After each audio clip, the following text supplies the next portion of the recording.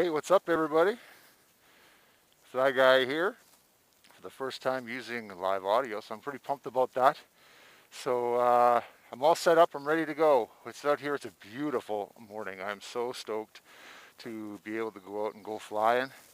I got my wings set up. I got my motor prep. Pre-flight is done. The wind is beautiful. Just a nice calm breeze out of the west this morning. And I think we're all ready to go. I'm really super excited to see how this is going to work out. It looks good. Looks like we're clear to launch. Try to do a nice little foot drag start here.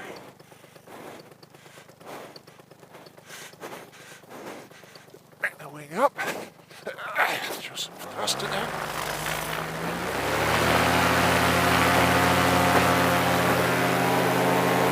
Yeah! This is a great airspace to fly from. It's an old World War II training field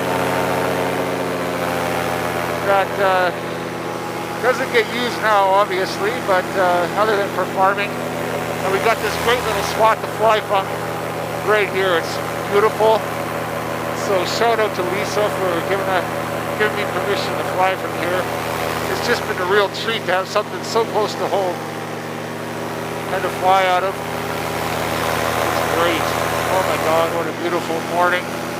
This is just awesome. Oh yeah. Wow.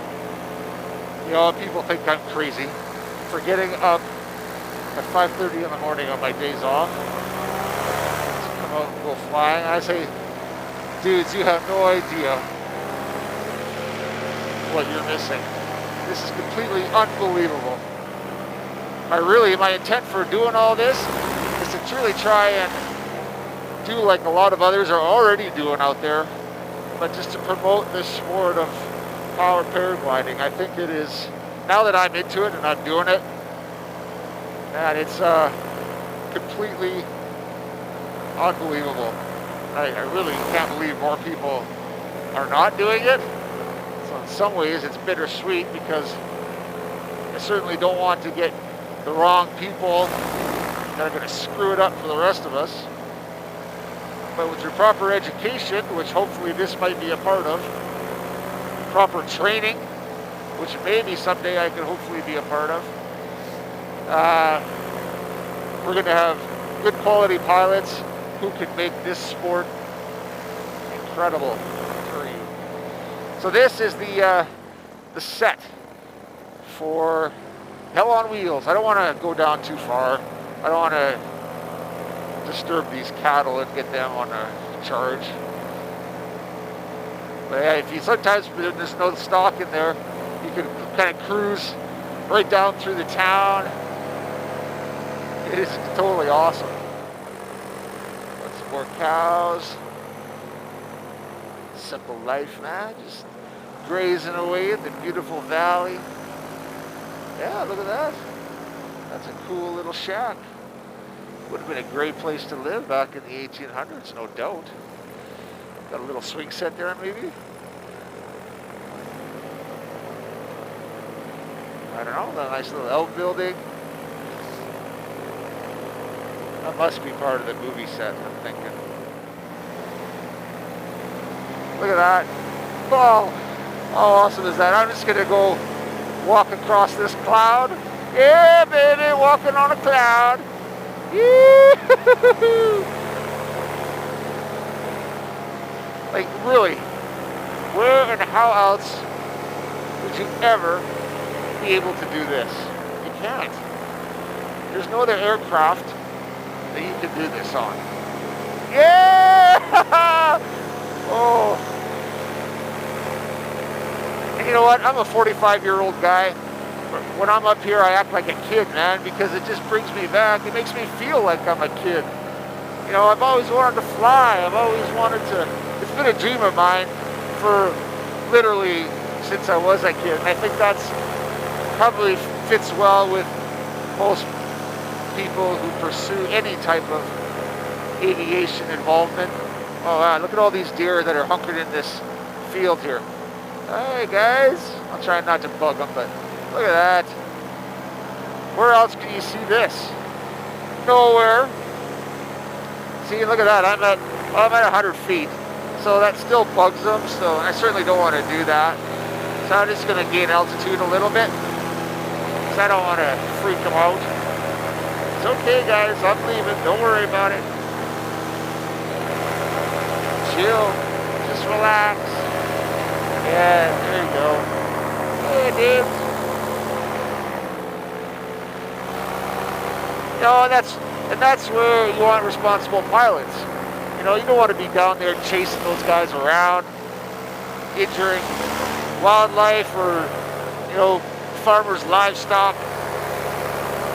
You know, that's just doing stupid stuff, and stuff like that would wreck it for the rest of the pilots, right? Because,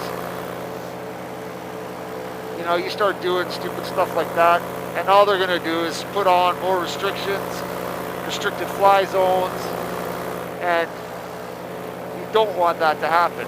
Because right now, seriously, man, the world is your oyster. There's, in the controlled airspace, really, most of it is open to us as paraglider pilots. You know, you don't want to fly over built-up areas and control zones anyway, because like, what fun would that be?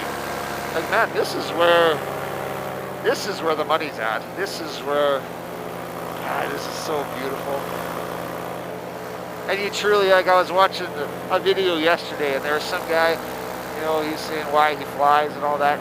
And truly, every worry and stress that I have in my life is left on the ground. As soon as I leave the ground, man, I'm up here flying around and it's just like, oh, yeah, life is so awesome.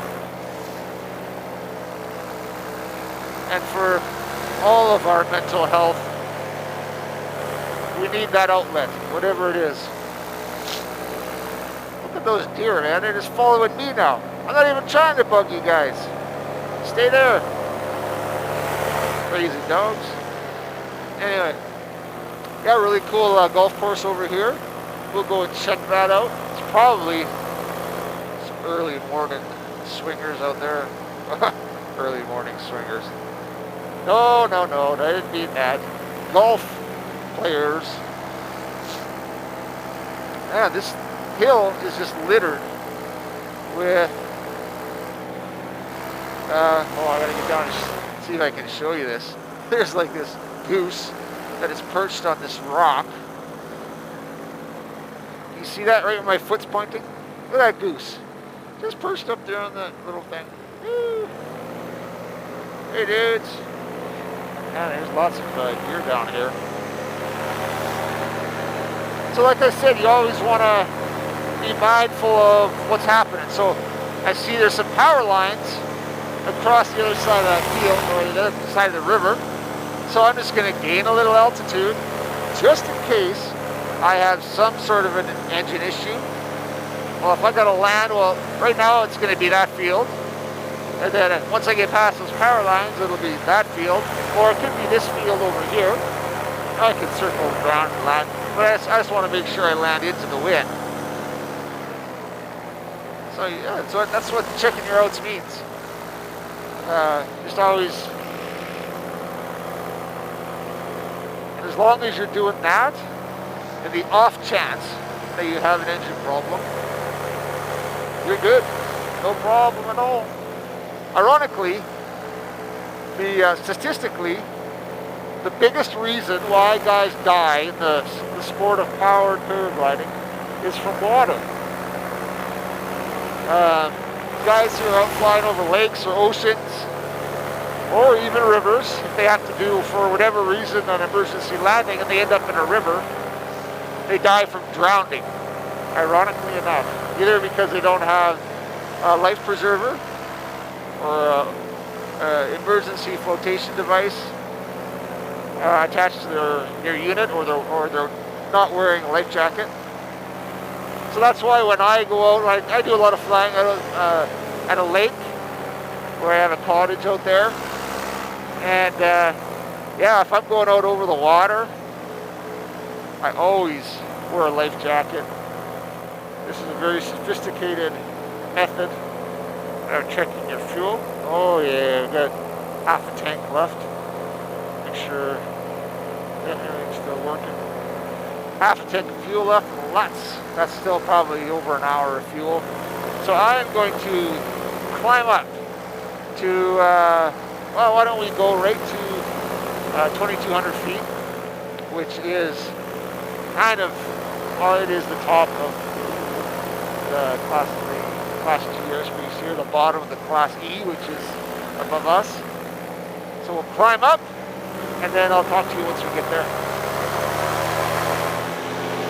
Okay, so we are just breaching the 2,000 feet limit here. It was actually really cool when I was climbing up, because oftentimes in the morning at ground level the air is quite cool. Then as you get in altitude, you come through really nice warm pockets of air. Actually, even up here at 2,000 feet, oh shit, 2,100 feet, the air is actually warmer here than it is on the ground. So that's kind of cool. So just from a different perspective, you can see from this altitude, it's awesome. Like, holy crap, look at this. You got the Rocky Mountains over there. That's the movie set down there. So you can see a different perspective here. And I'll just swing around. Swing around over here. Look at the size of that city. So yeah, that's Calgary. Okay, so we have, we're back to our landing zone. I'm checking my wind as we're coming in, so it's basically the same direction. It's kind of out of the northwest, and probably about the same, you know, maybe still about 4 miles an hour. And so one of the things I really like to enjoy is just soaring prior to landing. So yeah, just checking my wind direction, and then